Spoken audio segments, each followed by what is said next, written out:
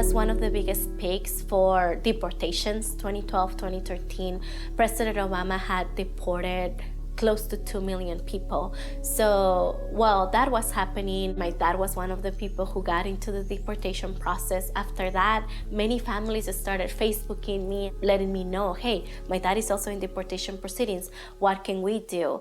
So we ran a big campaign, and we were part of the No One More campaign, where we were trying to let people know that President Obama, who ran saying that in the first 100 days he was going to deliver immigration reform, he didn't deliver that, and he only delivered many, many deportations.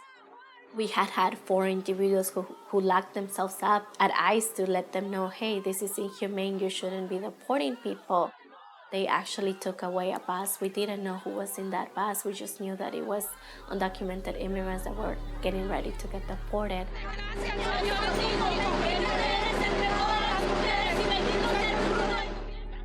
So the whole community started running with posters, and we were able to stop that bus at that moment. The police didn't know what to do, but I just remember at that time that I just fell on my knees and I was praying, and I was holding the poster, and I was seeing the officer, and I was seeing all these people who were chained up in shackles. Luckily, because of our direct action, we were able to meet a man who was in chains inside of that bus. The next day, he was let go. His name was Marco Antonio, and he was telling us that he had three children, 2 sons and 1 daughter, and he was detained by a sheriff, and he asked him for his papers, and then that's how he got into deportation proceedings. Part of the work that we do at Aliento is doing community workshops through art. We put families in groups. We have children who have been from as little as 5 years old to like 12, and then youth, and then adults. And through art, they're able to express like their fears, their anxieties, and also their hopes. And one of the most transformative experience for me was when we did a workshop with children who were 5 to 10 years old, and we were talking about who are the people that they miss, and most of them drew pictures and painted pictures of their parents who were detained, right? And really able to see like a 6-year-old explaining the photograph that he pretty much painted, and he was saying, yes, this is police, and they took away my mom, and they took her to immigration.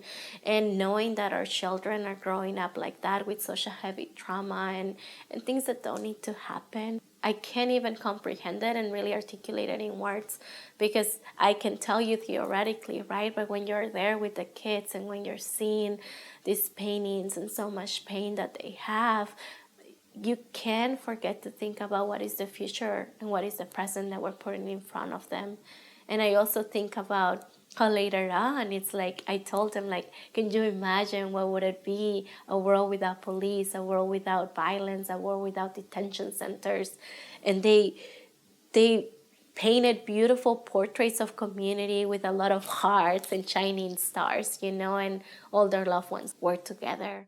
We as a community, we as a nation have a responsibility to be protecting one another, to be protecting the human dignity, to be able to recognize that when injustices are being done to our neighbors, to our co-workers, it's affecting our communities, affecting the way that we relate to one another. It's impacting the way that we make policies and laws, that they become systems that continue to oppress a specific group of people while others thrive.